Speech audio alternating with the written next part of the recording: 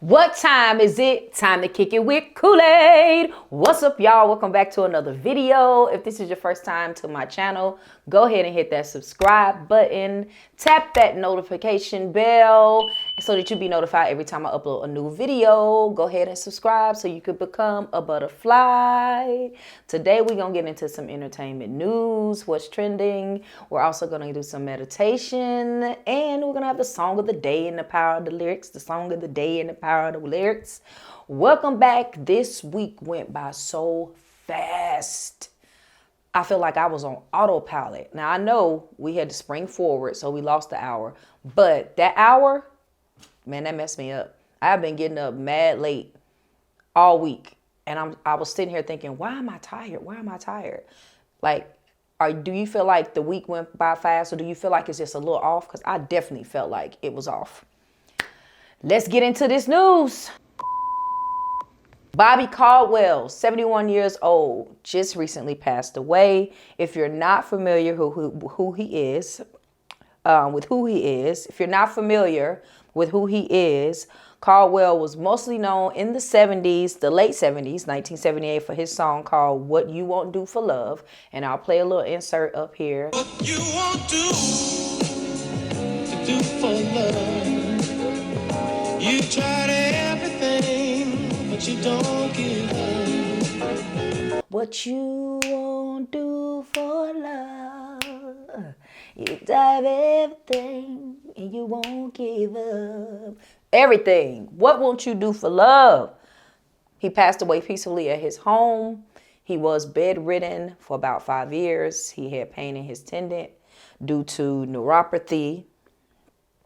And he did die peacefully. So I think I would want to be at home as well, peacefully. I don't think I would want to be in a hospital either.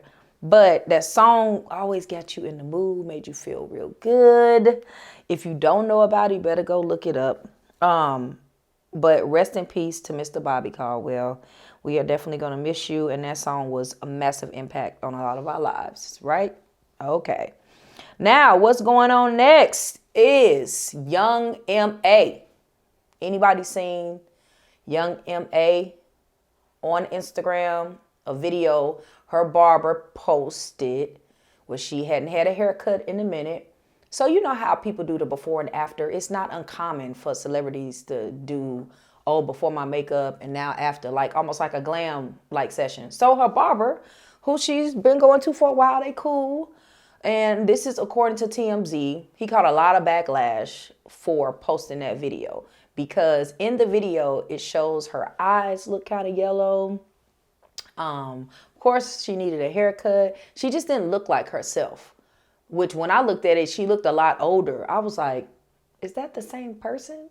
Well, according to TMZ, Young M.A. did address the video pertaining to or regarding to her health issues. And she said that she was having some medical issues, some things that she didn't really want to talk about or go into details about. But she is quoted to say, I'm doing better now. Will take some time, but I am on the road to recovery and I look forward to the future. And then at the end of her message, she tells her friends that she will explain everything in her own time. Listen, as fans and as supporters of a lot of these artists and celebrities, we have to be patient. We have to let them take the time to heal or recover from whatever it is that they're dealing with instead of us wanting it right here and right now, that instant gratification, that millennium, that Gen X mentality is crazy. And now this alpha mentality where everything got to be right here, right now because I want this. But people were like making jokes, which I call trolling. Y'all trolls... Y'all ridiculous. Period. Like, rest assured that y'all ridiculous. Like, y'all shouldn't be sitting there. You don't know what she dealing with or what somebody else is dealing with for you to be cracking jokes like that. So my advice to people is don't crack jokes on people. People always want to have something to say. Now, admit, we all have been that way because I think by human nature, we naturally just want to comment or just give our feedback, whether it's good or positive. We just want to talk naturally. And then it's a good question, like, why when we talk about things, why do we have to talk about things that are negative? Why do we have to go towards the negative? Why can't it just be initial think, the initial thought be, oh, I'm gonna pray for her for whatever she's going through. Like sometimes when you on the highway and you driving and I pass by like an accident, I always say like a little short prayer for whoever is in an accident, whether you know they're alive or whether you don't know they're alive. But you send a little prayer and some positivity to them instead of just automatically just saying, oh man, I wonder what they did. Oh, they jacked themselves up. But, and then what else I appreciate about young M.A.? With all the people that were going off on her barber or, making little comments, she had his back 100%, saying nothing but love and light. Got him! He responded to the fans and everybody by saying, if y'all got so much to say, and if I'm trying to embarrass my dog, if she didn't want me to record her, she would have told me, which is facts, because she said that she was shy. If you go back to the video, she was like, she wasn't shy in a way because she was embarrassed. She said, I'm shy. He was like, y'all don't know our bond nor our friendship. And that's 100% sure. We don't know how long he been her barber. We don't know if that's her family. We don't know if who he is. He could be an ex-fiance, ex-boyfriend, or just a childhood friend that she grew up with. We don't know that. And then he also said, what y'all need to do is just send your prayers for her, and that she didn't have a haircut in a month. And she wanted me to bring her haircut back to life, which is what he did, y'all. He tightened up that, that line. He tightened up that baby hair. She was looking cute. And he was like, thank you so much for coming and rocking with me always. Love you. That's positivity. He didn't let all the trolls on the internet get him all riled up, because at the end of the day, what we see on social media is not necessarily what's real. Jesus, people. Be kind, be nice. Well, that's my update, entertainment news, honey. It's like I said, so much stuff going on. But now we're going to get into something that somebody told me that if I didn't do it, they literally was like, where my bubbles? I was like, ooh, y'all like the bubbles, honey. They not playing about the bubbles. It's time for the bubbles, the bubbles, the bubbles. It's time for the bubbles, the bubbles, the bubbles. All right, y'all. It's time for these bubbles. Let's get it. Yeah. It's been so long. Let's get it.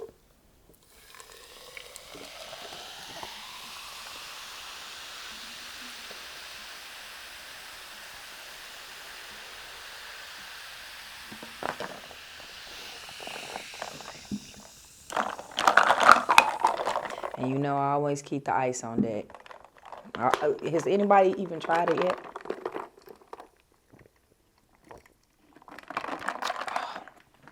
Listen, I don't know what kind of liquor you drink, but if you drink this with like some Patron or some tequila, that's good stuff, good stuff.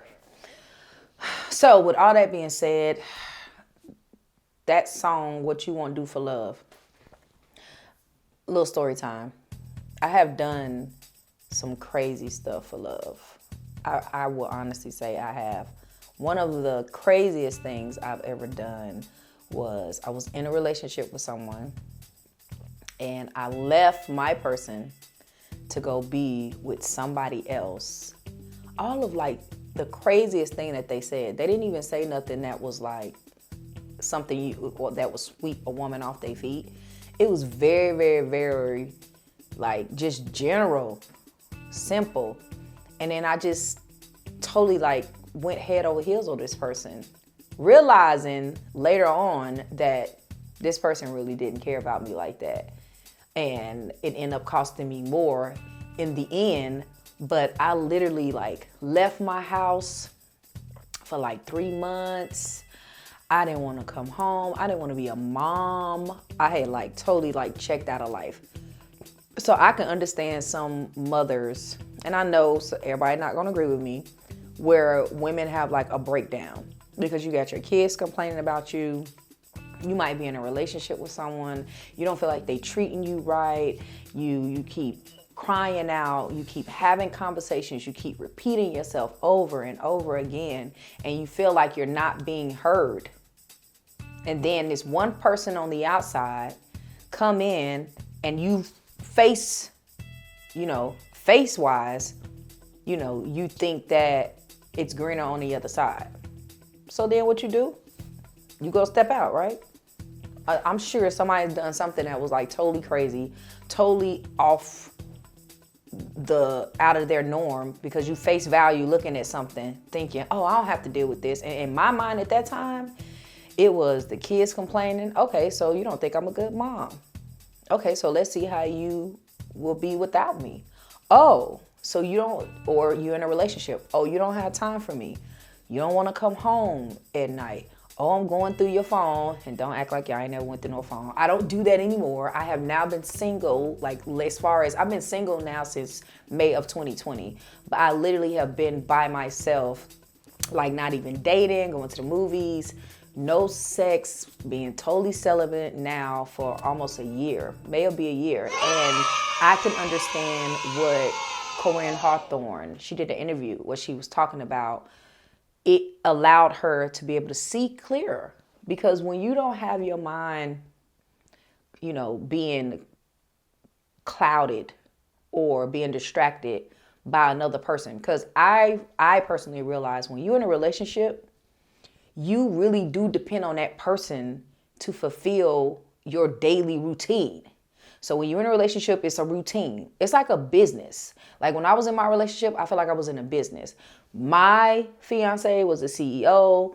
I was the VP of the company. My kids was the employees. And my job and responsibility was to get all of the financial stability from the CEO of the company, manage the money, manage the employees. So make sure the bills is paid, make sure the household is straight, make sure the kids is straight.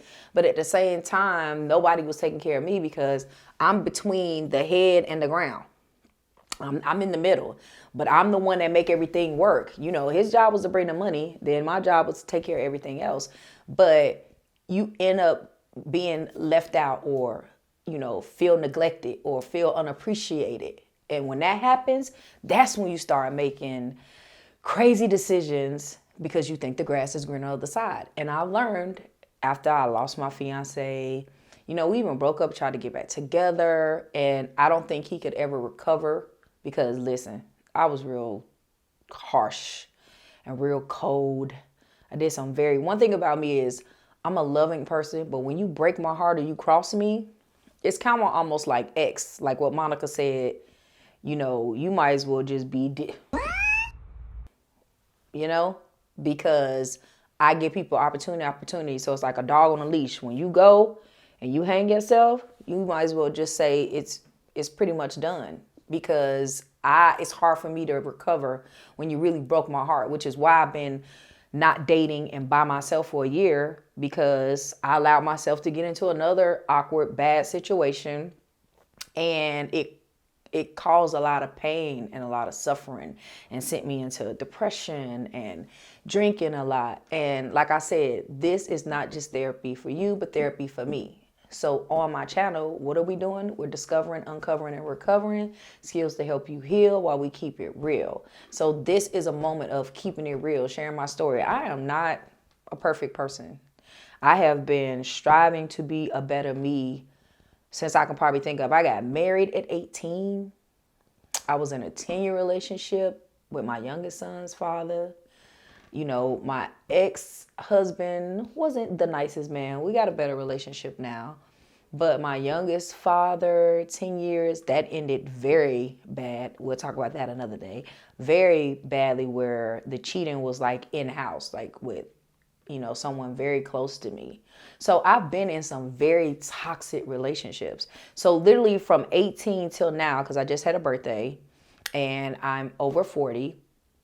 And this is the first time as of May of 2020 that I have been like literally not entitled in a titled relationship where I wasn't called somebody's lady or somebody's girlfriend or, dating someone on a consistent. I have literally like been by myself, and I can't tell you, it took a very long time, but it's so rewarding to know that when I get home, I don't get upset or feel like I'm missing something by not having somebody to talk to, as far as the opposite sex, or feeling like, oh God, I want to have sex. I ain't had sex. Like, that clouds your mind so much because then it becomes something that you feel like you need all the time. Just think about yourself. When you intimate with somebody and y'all don't live together, and then a week go by, 2 weeks go by, and you sit here like blowing their phone up. When I'm going to see you? When you going to come through? And this person might be busy. Oh, when you going to make time? Or where we going this weekend? Or what we doing? Or if they want to go out with their homeboy or you want to go with your homegirls, it's an issue and problem.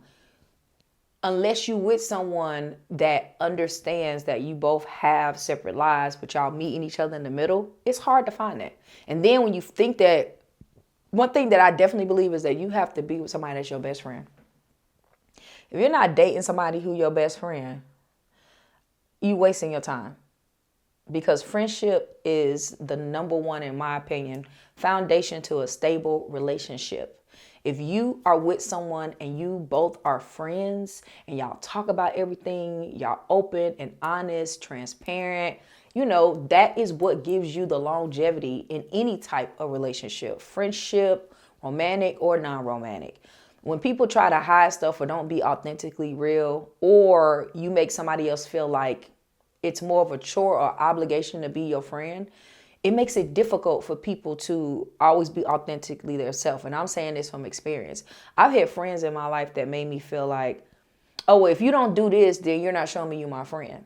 Or I've had friends in my life that I've been over backwards for, have they back, talk up for them, make sure they had money in their pocket, make sure they were fed. And then when I needed, I was on my own trying to figure it out until they felt like they were ready or felt like they wanted to help me instead of when I needed the help. But when they needed, I just proactively, because I'm a proactive person, I proactively just dived in. But I've learned, especially within the last year, that I'm still nice, but I don't really go above and beyond like I used to. I'm really kind of selfish now.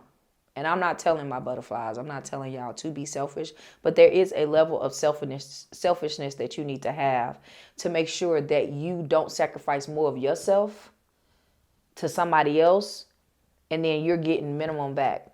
So nothing is ever, in my opinion, going to be 50-50. But there should be some level of understanding where people are not just taking and taking and taking and taking from you. Because at the end of the day, all of us have one final destination that we can't control. So the things that you can control in your life, control them. Don't be letting nobody come in here and just force and suck all your energy out. Now, there was somebody that I used to be very close with that I don't talk to anymore, and they had a great analogy about a Tesla. With the Tesla, it's gas and electric, right? So you have to go to your charging station and you have to sit until your vehicle charged so you can use your vehicle. That is kind of how people are when they're around you and in your space. Some people are around you to pour into you, and then some people are around you to suck and drain the energy from you. They want to plug into you, get what they can get out of you, and then when they're satisfied, they're gone. They're on to the next moving station. It's kind of, it's scary when you think about it like that, but that's the reality. So are you going to be the charging box, or are you going to be the person that's plugging in to the charging box And if you are the person that people are charging into, when are you going to learn to shut down? When are you going to know, I don't want to do this? And granted, there's so many people right now doing podcasts. And my podcast, when I first started, was a way for me to be able to have that connection and that conversation and feeling like you're with something and that you are a part of something without it being naturally there with something physical or tangible that you have to touch. Where you can be like, I can get on here and I can talk to my YouTubers. I can get on my TikTok and I can make videos. And no, you may not have 10 or 15,000 people yet. But you may have 7 people, and now you almost at 100 people. So those 100 people matter. The person that left my comment below about the bubbles, they like the bubbles.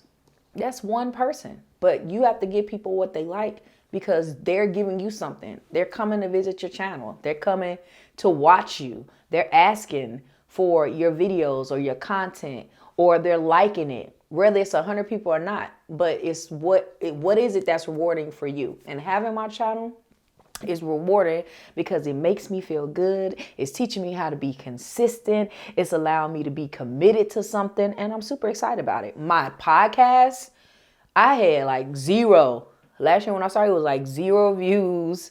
Maybe had 1 view on a video, but as far as like the audience or the engagement, it was pretty much at 0. Now it's like 60. To somebody else, that may not seem like a lot, but for someone that just got started, that's building a brand and building a name, it's a major big deal. And I'm super, and you hear me say this all the time, I'm super excited about it. But overall, that is what I want everybody to think about. Do you want to be a charging station, or do you want to be the person charging into someone? And even if you're charging into someone else, make sure that you share that energy with someone else. Things that you like, just like I do, I write them down. I make a note. Things that you see on social media that you feel are rewarding, why don't you reshare it or talk about it? Leave a comment. Always put out the best of you. And something that my auntie told me today, always stay positive. My auntie tell me every time she talked to me, whether I'm going through something or I'm feeling bad, she says, always stay positive. Don't try to focus on the negative. And I know it's so cliche, but it's so easy to do. So I'm going to leave that with y'all today. All my butterflies, stay positive. Try not to be negative. And if you catch yourself going negative, you can stop it at any time you want to. So our song of the day and the power of the lyrics is What You Won't Do by Bobby Caldwell. Great song. And I'm going to leave a description of the song. A link to the song below. And that is the end of this video, y'all. See? Did y'all count how many times I said y'all? I appreciate y'all coming back. All my new butterflies, all my returning butterflies, my new subscribers, don't forget. Go ahead and subscribe to become a butterfly, because we like to discover, uncover, and recover skills to help you heal while we keep it real. We have fun.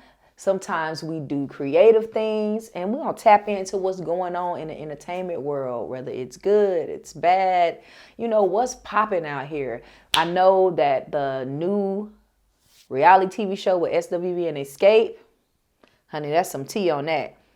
We might be diving in to that since it's new. That, and then the Grown and Gospel, that's a new series that's out. Of course, my Masked Singer is back on. So maybe I'll start like doing some videos about recaps on what was going on in some of those shows. Tell me some of y'all shows. If y'all think that's something that you're interested in, let me know. I'm here for you. So thank you again for coming back and kicking it with Kool-Aide. So, this is the end of the video, as I just said. We're going to see you next video. Don't know what we're going to talk about, but we're going to talk about something. It's your girl Kool-Aide. And as always, I want to know your flavors.